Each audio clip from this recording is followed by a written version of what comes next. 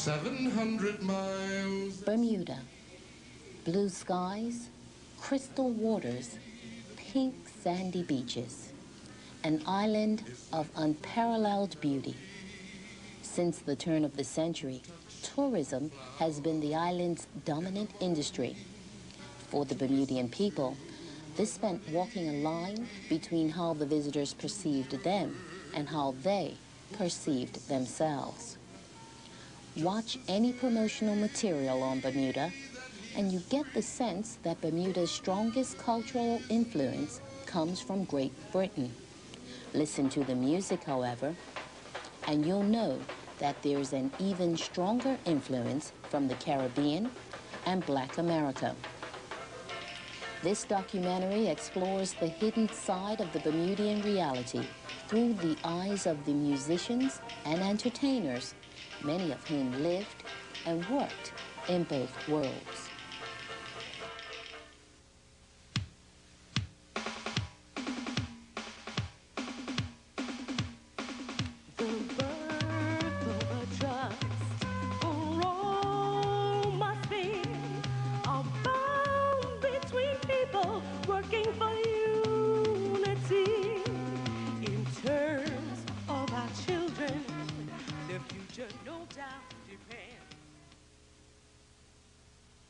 Bermuda music had a large part to play in the lives of Bermudians. This, in its historical context, came before the video, before the television, before cable, when people had very little to do.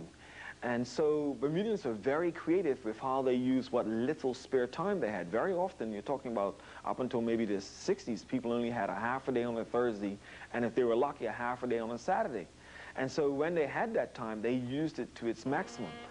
And in the early part of this century, very few Bermudians had money to buy instruments, so many aspiring musicians did the next best thing. I used to like to make my own instruments in those days. It was fascinating. I'd get a piece of wood, and I'd put nails in each end of it. My father was a sailmaker, so I would get fishing line and make strings for this instrument with this. Then I'd get a piece of cedar wood for a bridge and put under it, so when I wanted to raise the tune, I would either wind the line around the nail, or I'd pull the bridge back a little to raise or lower the tune. And then I used to sit out there and entertain the tourists, because the public road in those days ran right past the Spanish Point, where the Spanish Point Boat Club is now. That was our homestead. And it went right to the water side, where they had to turn around, and the horse and carriages that brought the tourists would turn around there and drive back out. Well, I'd get in the area where the horse would have to stop to turn around, and I used to entertain the tourists for nickels and quarters or whatever they would give me. I eventually made enough money to buy my first guitar. Many of the island's young musicians also drew inspiration from the gumbays. The tradition of the gumbe came with the arrival of slaves from Africa and the Caribbean. Slaves barred from public assembly would communicate with each other through the various rhythms of the gumba drum. Later, with the integration of American Indian folklore and the European-style drum, this sound evolved into the sound of a Bermuda gumbe. Well, you know, we had what we call Shady's cry and we had Norfolk's cry. And us kids, we used to have our own little cry. We used to get crocus bags and whip them up and put little tassels and the tops of bottles on the back and make our little cloaks and put a little thing on our heads. And I used to be the snare drummer, and I had a little guy that used to play the box, and we used to have our gumbe cry. Yeah. And that's how I came into playing the drums. Tootsie would be making noise because he was always a guy that was beating on something. And so if it was Tootsie making noise, my grandpa would say, well, who's that making noise about? I'll say, well, it's Tootsie making noise. So because Tootsie couldn't beat on something, he would practice his rudiments on my head. So as a result of that, you'll find me more like a rhythmologist. For Bermudians, The very first orchestrated sounds were those of the big bands of the 1930s. There were several exceptional musicians performing around the island during that time. Musicians like Al Davis, Ernie Leader, Pot Gilbert, and Kenny Iris. But for many, there was one musician who became an icon. The greatest musician, I would say, of that time, of that era, was a fellow named Mark Chesterfield Williams, you see. He was, in fact, I suppose, to make it very simple, he was like my stepfather, I would say. You know, my father died when I was 3 years old. My mother got in with Mark, you know, he's a musician. And he was the daddy of all musicians during that time. I have to give the absolute bulk of credit for my being a musician, period, is Mark Williams.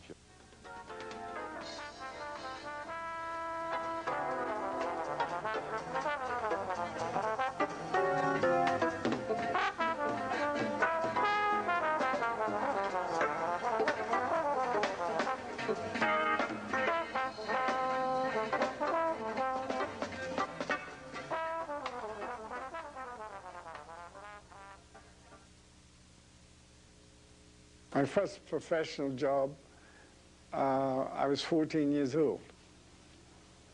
I sang in a concert at the Colonial Opera House, and in the audience was a man named Mr. Mark Williams, who was like the godfather of all the musicians in Bermuda.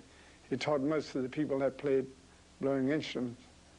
And someone came up and said there was someone that wanted to see me, and he came backstage and talked with me.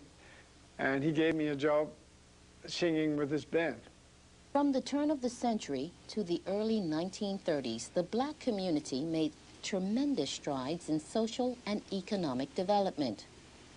Far from being embraced, these accomplishments were tolerated by the white community, and a few musicians like Mark Williams were even allowed to perform in the hotels. The advent of the Great Depression of the 1930s in America saw millions of whites on breadlines. This translated into a shift in attitudes by a community under economic threat. In Bermuda, whites began to shut the doors to their establishments. Blacks were not allowed even to play in the hotels. You couldn't go in there as a guest, and you could not perform in the hotels. And the only possible time that you would is if they had a staff dance and engaged one of the local bands to play for the staff party. But other than that, you weren't allowed in the hotels. There's a high standard of musicianship locally, very high standard. I mean, people like Ghandi at 14 was on the Major Bowles show. Lance would play any show that came in. I mean, you have people like Kenny Iris, you know, Mark Williams himself. These people were expert musicians who were being marginalized because they were colonials, they were black colonials, and this was a segregated society. Not just segregated, not just them, but I mean people like Sarah Vaughan and, you know, big American stars who came and had to suffer the indignity of you know, everything that goes along with segregation, back entrances, playing to, you know, second-rate facilities, really humiliating kind of, and angering stuff. And we were only allowed to change in the public toilet. You didn't have dressing rooms. And if it rained, we went into the boiler room and we stood there until our clothes got dry. You'd take off your coat and you'd put it on the pipes on the boiler. You'd take off your shirt and put it on the boiler. And when it dried, and when you went on stage to sing, the water would be running out of your shoes still. But we used to get on there, smile, and sing through the whole thing.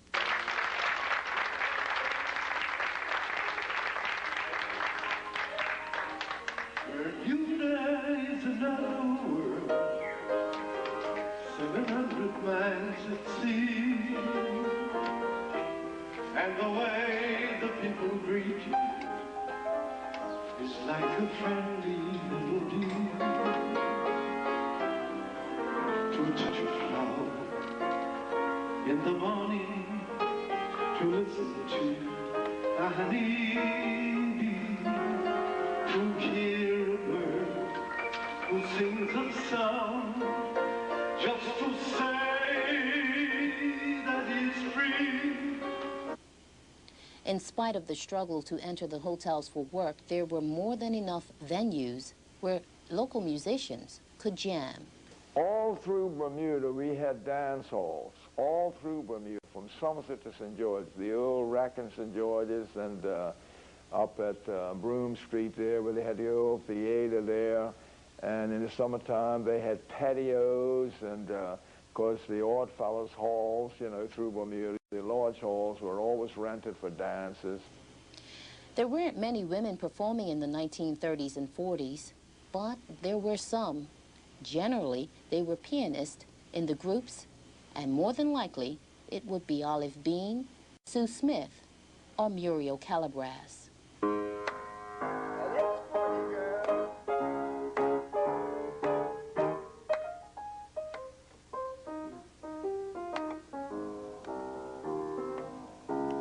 Ghandi Burgess.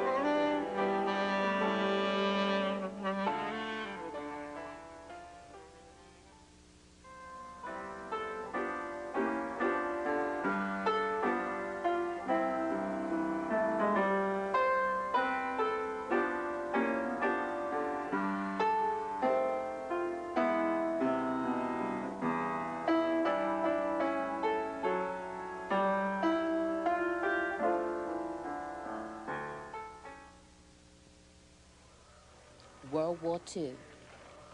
Bermuda's strategic location meant the arrival of hundreds of Allied troops from the United States. With them came an overwhelming musical influence. We always loved to play jazz, and we were, you know, we were very enthusiastic about jazz, and because we're so close to the United States, and we used to get a lot of jazz stations on the radio, and everybody wanted to play like the Americans. See, we depended on the old 78 records coming down on the ship, and everybody go down and buy these. These were like, you know, the Ella Fitzgerald, whoever, you know.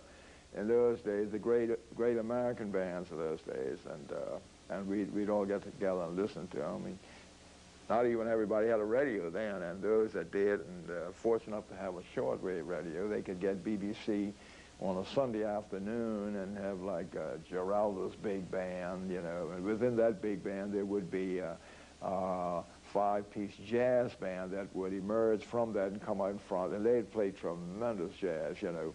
During the war, I was there working with Kenneth Harris, but they used to send in American groups to perform. People like Ella Fitzgerald and Ray Brown and these people all would come in. The Glenn Miller Band, all the big bands would come in and perform at the base. And they used to perform in the hangar down there. And the hangar held like probably 5,000 people. I think the worst night of my life happened there on that base during the war. All the American troops came in, and they were on their way to Dunkirk. And they came at the base, and there was 5,000 of them. And most people I had performed for was probably 200. So you can imagine how I felt when I walked in and saw these people. That wasn't so bad, but like a month later, most of these people came back because they had been blown up when they landed on the beaches at Dunkirk. And when I walked out on the stage, those same youngsters that went across, and I had sung to about a month before, where there were no arms, legs blown off, patches, blood all over the place. They brought them back to give them a rest before they went back to America. And when I hit the stage, I just froze. And as I tried to walk off the stage, they pushed me back on the stage and I sang for them.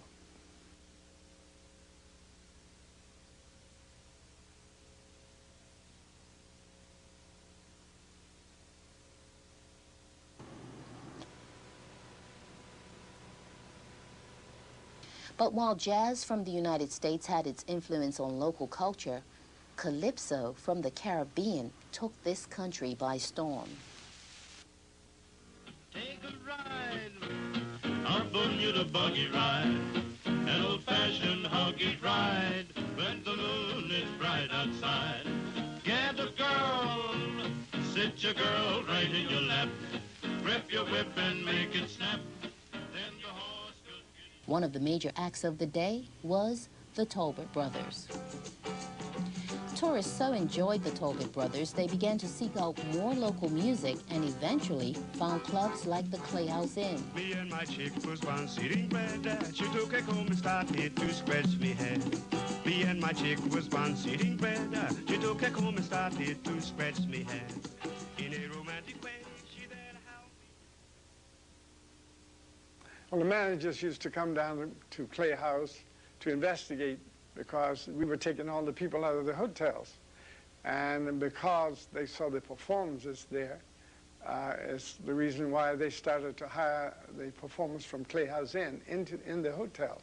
Hamilton Hotel was the first, then it was Bermudiana, Elbow Beach, Belmont.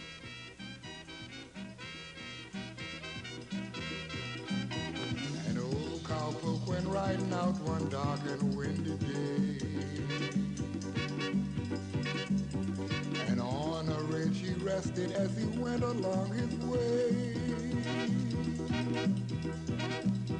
When all at once a mighty herd of red-eyed cows. Inevitably, calypso became the mainstay of hotel entertainment. All the hotels had local entertainment, and also there was a different show each night.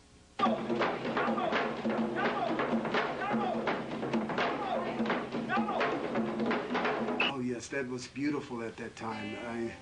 Bermuda was at a stage that I don't think I'll ever see it again in my lifetime, with the tourism and the hotels, management, and the staff was really beautiful at that particular time.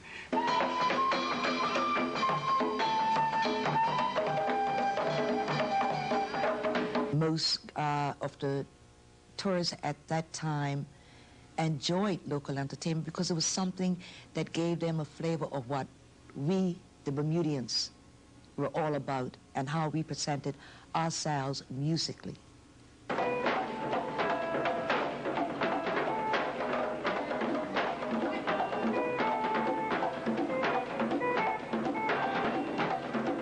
Some of the great moments to work as a drum soloist, which went in the center of the floor and performed at the fullest. It demanded your physical, mental strength to play these variety of rhythms and to reach the people.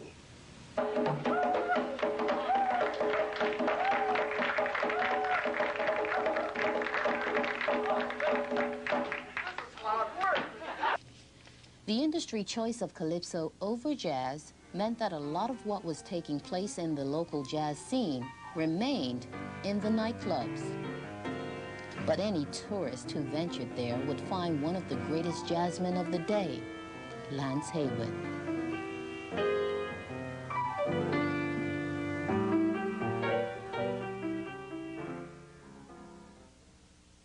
Jazz really wasn't what the hotels wanted at that time. The hotels, they wanted to hear calypsos.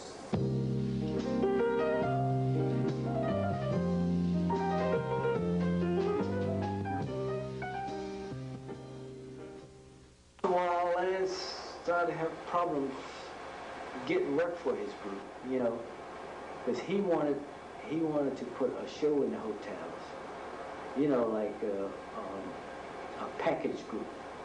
His band, have singer, the dancer and all, but the hotel owners told him that, you know, the people wouldn't go for that. I know that Lance, in the 60s especially, coming up to the end of segregation, his wife Mary was an official in the Progressive Labor Party. Remember that this is a time when there's also a struggle on for the empowerment to vote for, the franchise. So this is, politically quite hot.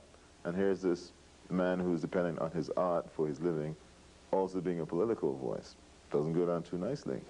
And he spoke quite candidly about being blackballed.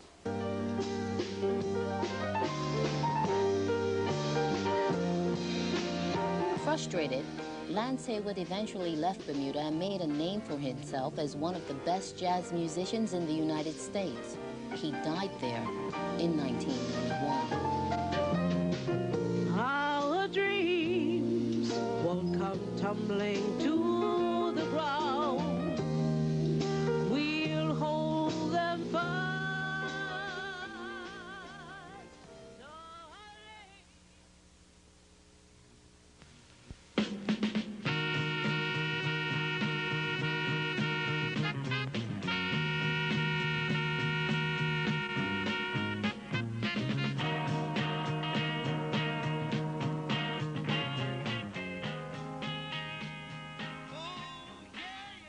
During the 60s, we were into the Black Power movement era.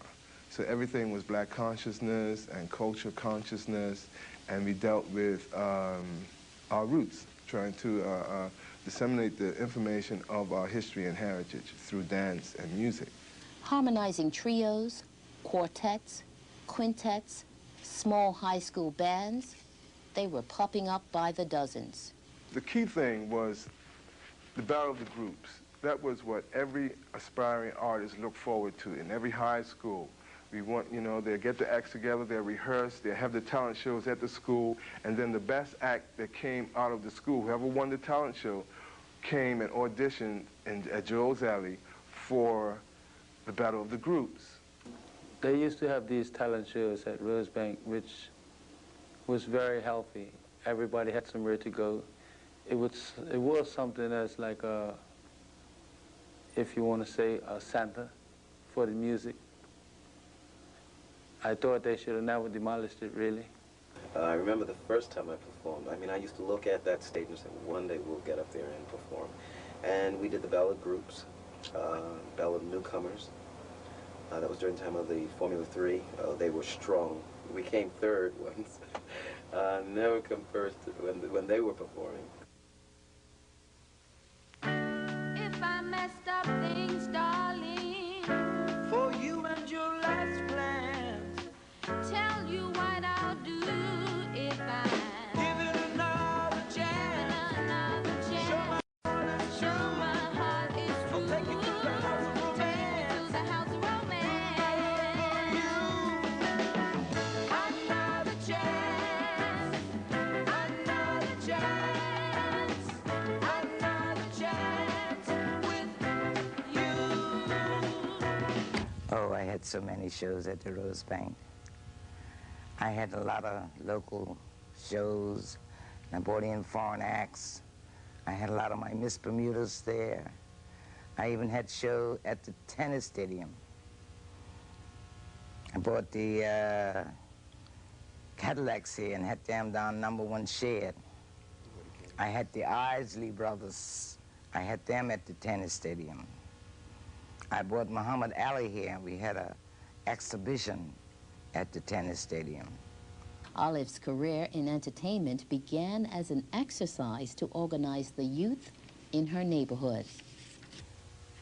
I took over my father's restaurant, Richardson's Restaurant, and from there on, a lot of the kids used to come in at the shop, and I started a youth club. So I used to have a little talent show among the members, and we went from back at the patio, back at the shop, having little shows there, and we went to Clay House, and it just grew and grew and grew. One of the aspiring stars to come under Olive's wing was very young, very talented Michael Curtis Clarke.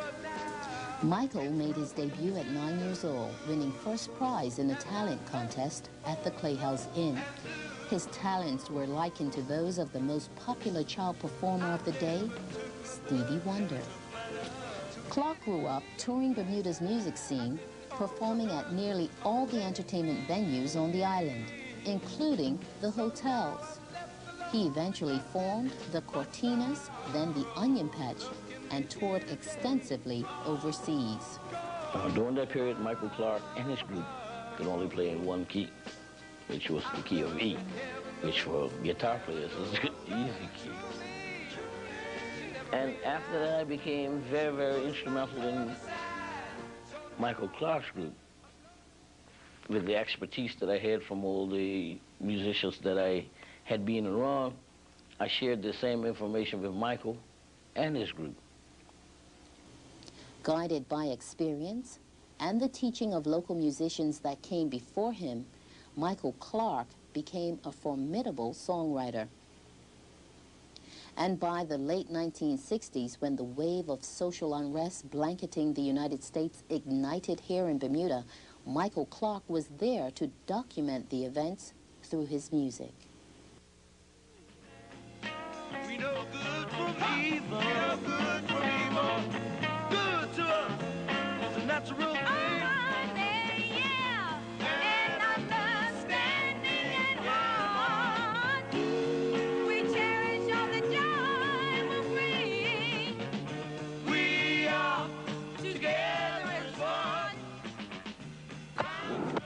Right now, the views at the other end of Court Street are advancing.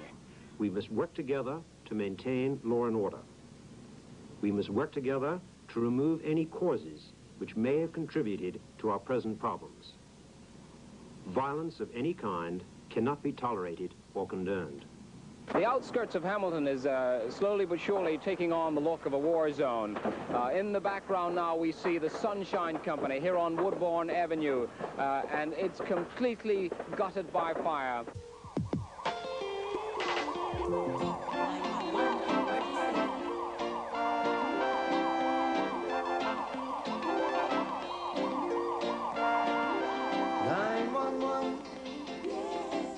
State of emergency, 911.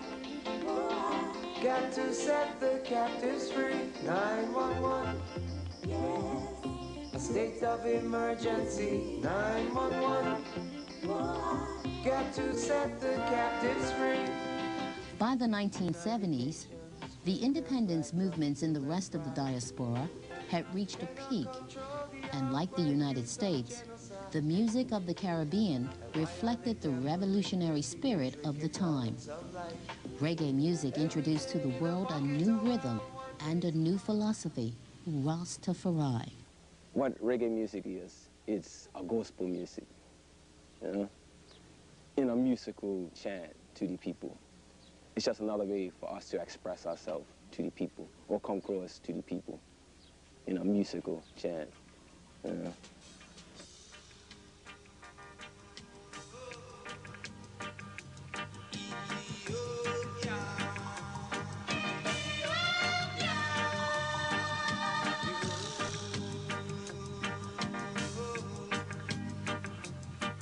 Reggae came in the scene in the early 60s, but it wasn't popular, right? But it was just something different that I guess it was part of me, you know?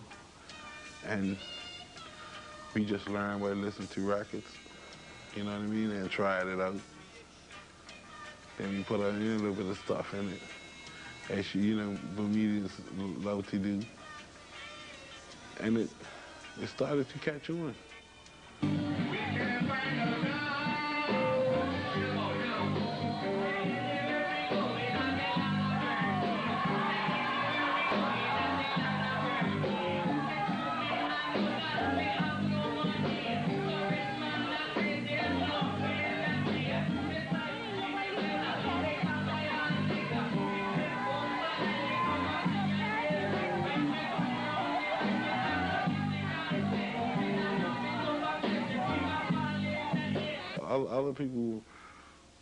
Other people didn't really understand these dreads coming around, you know.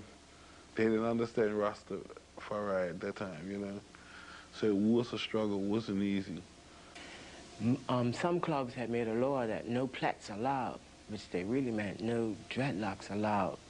So that kind of dampened the areas for dread information to play at that time. So that's some of the traps and snares that I speak about the system.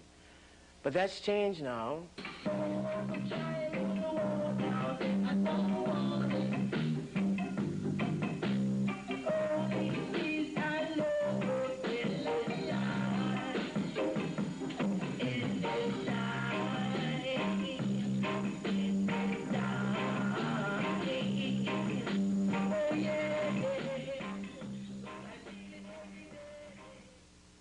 By this time, Bermuda's quest to find its cultural identity was well underway. In trying to find itself, Black Bermudians found Islam, Rastafari, the Ethiopian Orthodox Church, Hebrewism, Black nationalism, and socialism. With everybody seeking for unity, and with the advent of these different groups coming on, it seemed like unity was becoming more and more out of reach, right? And it was causing a lot of concern. We sat down and put our heads together, and we came up with a concept of Culture Fest with a group called the United Culture Committee that formed around these various groups.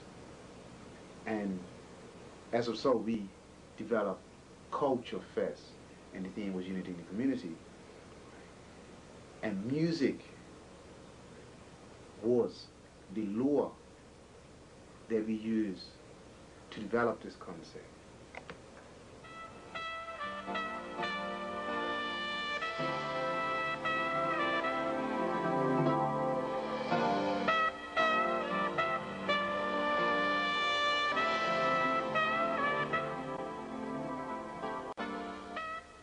The 1970s music scene did indeed provide something for everyone. This translated to an abundance of work for local musicians.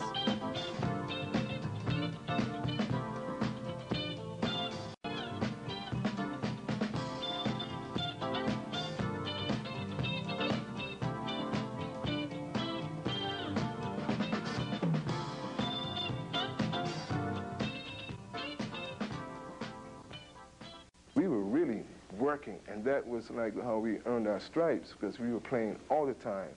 And I was about 22, 24 years old, and I was a full-time musician. That's all I did.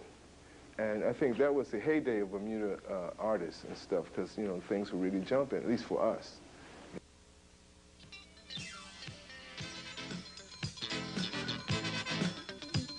There was also an eagerness to record music.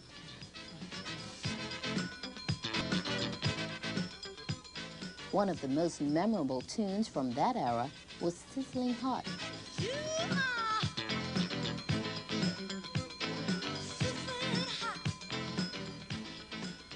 Sizzling Hot was hot as head, I must admit.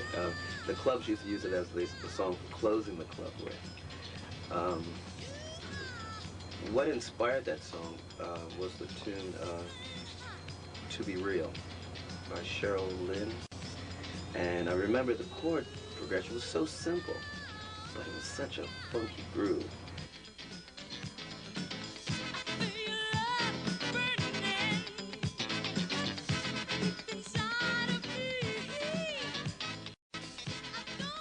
It seemed that all was well on the entertainment front until the Rosebank Theater, home to so many aspiring entertainers, shut down. Through the closure of Rosebank Theater, really was the straw that broke the camel's back.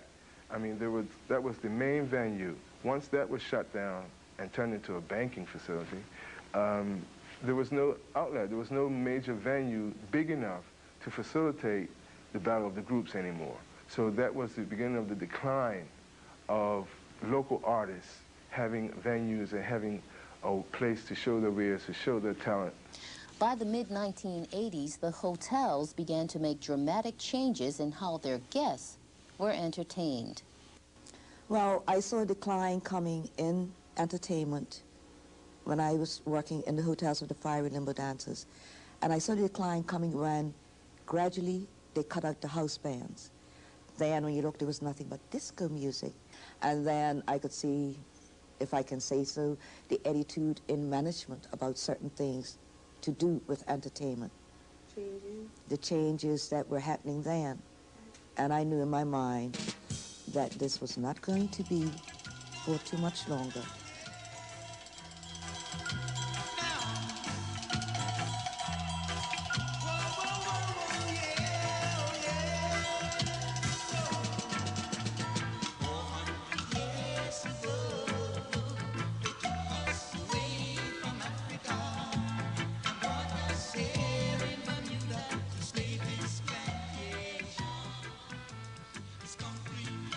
In 1981, the workers of Bermuda downed tools in a general strike. The demands made by the workers and their show of solidarity sent shockwaves through the offices of the island's economic elite. This elite included hoteliers who were hardest hit by this industrial action. Forced to make economic adjustments, they may have hastened the demise of an already weakening art. I know one of the things that is happening now that I find difficult to bear is that the people who hire music generally are food and beverage people on the big hotels. They're not interested in quality or kind of music. They're interested in the bottom line. So you have a Swiss or German or whoever, Italian guy, you know, he may not in his own country been interested in music, you know? And clearly, in many cases, is not interested in music here either. So what happens is that he is not thinking about cultural continuity or the creative process. You know, we've gotten into, I think, international banking, which is, I think, the first business of the day. And at one time, tourism was the top thing. And we had to provide entertainment and for the tourists. So therefore, it encouraged youth to go out and perfect their craft and to give the tourists a good show. There was a time when there were live bands around. There were bands everywhere. But then what started to happen was that as the music changed, I don't think that enough of the musicians changed with the music. So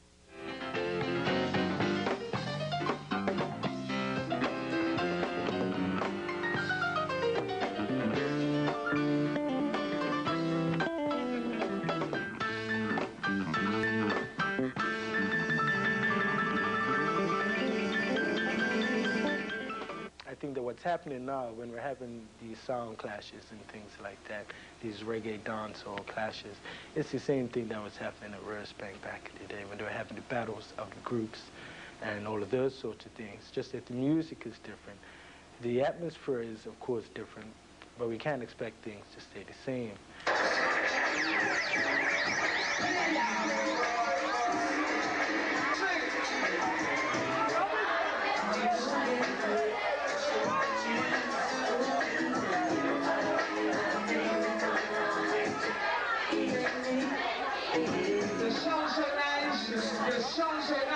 The Playboy is made up of me, myself, Clarke and Spence, stage name High Top, and then there's another gentleman by the name of Stacy Seymour. That's Kutchy. That's where you get High Top and Kutchy.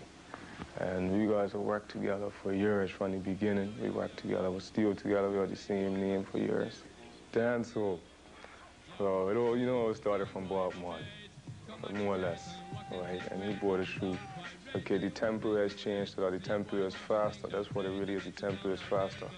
And if anything you need to understand reggae, you need to understand Jamaican slang, because that's where it's from, Jamaica.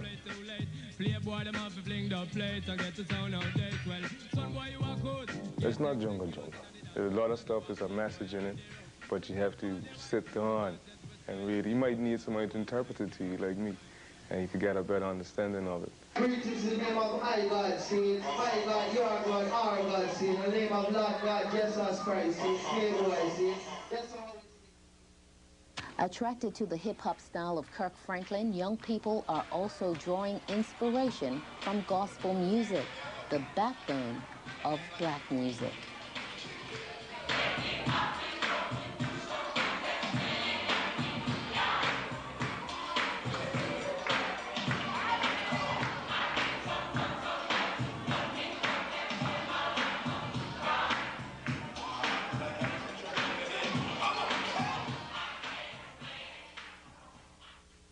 I think that musicians never were really concerned about style.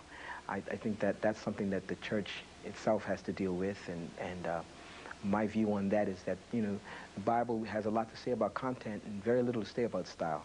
And so I think that was for a good reason, that we can really just go ahead and explore whatever styles we wanted to and that reflect who we are. There is also a new business acumen among the musicians turned producers. Yeah, we need the business community here to realize that arts makes money.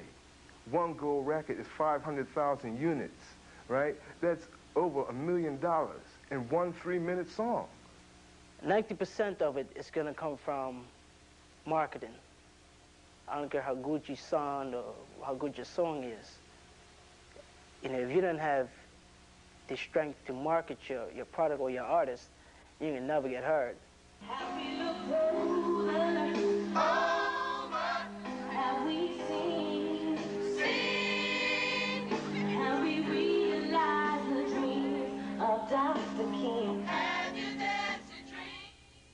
There is a lot of good talent here in Bermuda. And what they really need is venues and encouragement to carry on.